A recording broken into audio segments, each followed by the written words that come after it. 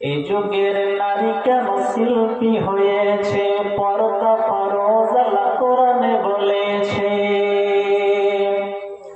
বলার আওয়াজটাও পর্দা করো, বলার আওয়াজটাও পর্দা করো, না হলে জাহান্নামে চলেই যাবে। এ যুগের নারী কেন শিল্পী হয়েছে? পর্দা ফরজ আল্লাহ কোরআনে বলেছে। লিপস্টিকের কি বাহার দেখো, বোরখা পরে তবু আটো সাটো। লিপস্টিকের কি বাহার দেখো, বোরখা পরে তবু আটো সাটো।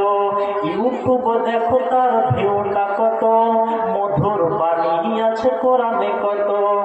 এমন ভাবে যারা গাজাল ছাড়ে, এমন ভাবে যারা গাজাল ছাড়ে, হিসাব দিতেই হবে কঠিন ভাবে। এ যুগের নারী কেন শিল্পী হয়েছে? পর্দা ফরজ আল্লাহ কোরআনে বলেছে।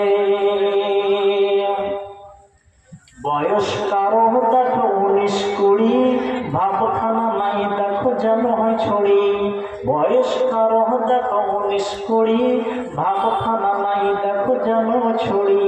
স্বামী সংসার ছেড়ে ইনকাম করে, স্বামী সংসার ছেড়ে বাইরে বেরিয়ে গাজাল গিয়ে টাকা ইনকাম করে। এ যুগের নারী কেন শিল্পী হয়েছে? পর্দা ফরজ আল্লাহ কোরআনে বলেছে। মুখের হিসাব খুলে মঞ্চে উঠে গাজাল গিয়ে কত নাম হয়েছে। মুখের হিসাব খুলে মঞ্চে উঠে গাজাল গিয়ে কত নাম হয়েছে। এ নামের দাম নাই আল্লাহর কাছে, তাই তো আল্লাহ পর্দা ফরজ করেছে। এ যুগের নারী কেন শিল্পী হয়েছে? এ যুগের নারী কেন শিল্পী হয়েছে? পর্দা ফরজ আল্লাহ কোরআনে বলেছে।